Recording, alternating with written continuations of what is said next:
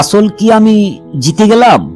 না বন্ধুরা, দেখছেন যে পেঁপে চাষ করলাম, চারি সাইডে পাট।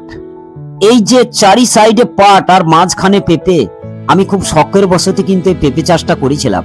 যেহেতু আমার ভাইরাও কিন্তু ঠাট্টা করেছিল, আমার যে দাদারা তারাও কিন্তু ঠাট্টা করেছিল যে পেঁপে চাষ করিস না, লস খেয়ে যাবি, জানিস না।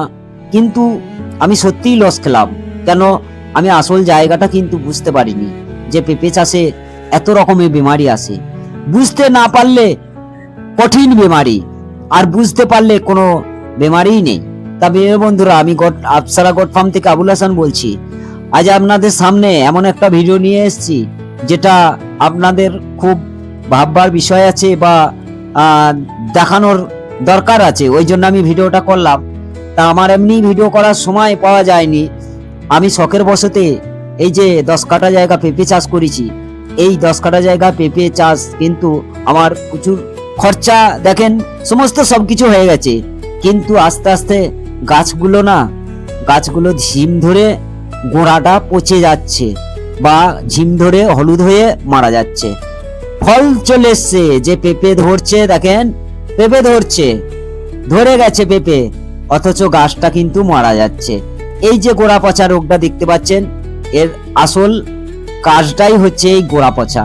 এই বিমারিটা থেকে আমি যদি ওষুধ স্প্রে করে যদি একে ঠিক করতে পারি, তাহলে কিন্তু আমি দাঁড়াইলাম, না হলে কিন্তু এই জমিটায় পুরো আমি লস খেয়ে যাব। তা প্রিয় বন্ধুরা, এবারকার মার্কেটে পাটের যা দাম, সেই তুলনায় আমার কিন্তু পুরোটাই হিসাবে লস।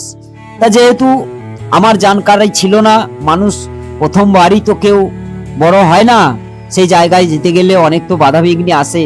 যেহেতু আমার কপালে সেটা ছিল বা হয়েছে, আমি বুঝতে পারিনি যেটা গোড়া পচা থেকে হচ্ছে বা কিছু। পাতা হলুদ হচ্ছে, স্প্রে করেছি, গোড়ায় যেমন চাপান দেয় বা রাসায়নিক সার দেয়, সেইভাবে সার চাপান দিয়েছি, গাছ বড় হয়েছে, পেঁপে ধরছে আস্তে আস্তে। গোড়ায় যে পচন ধরেছে সেটা আমি বুঝতে পারিনি, যে যেমন বলেছে তার ফর্মুলায় সেটা দিয়েছি। তারপরে আমি যখন ছবি করে নিয়ে দোকানের কাছে গেলাম, যে এলাকায় ভালো পেঁপে চাষ আছে, সেই এলাকার দোকানি বললো, ভাই এটা গোড়া পচা রোগ, এই মেডিসিন গুলো দাও। সেই মেডিসিন গুলো আমি কিন্তু দিয়েছি অলরেডি।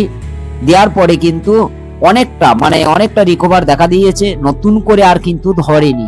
যেগুলো ধরে গেছে সেগুলোকে আর বাঁচাইতে পারবো কিনা তাও কোনো ঠিক নেই। আশা করি বাঁচবে না।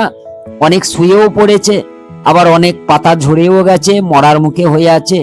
যেহেতু 150 চারার মধ্যে আমার হয়তো আপনার ওই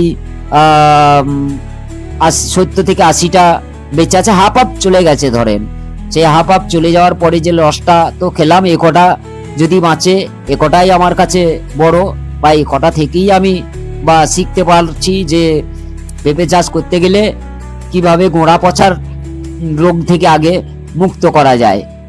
আমাদের এদিকে নাকি অনেকজন বলছে যে পেঁপে গাছের গোড়ায় মাটি দিলে গোড়া পচে।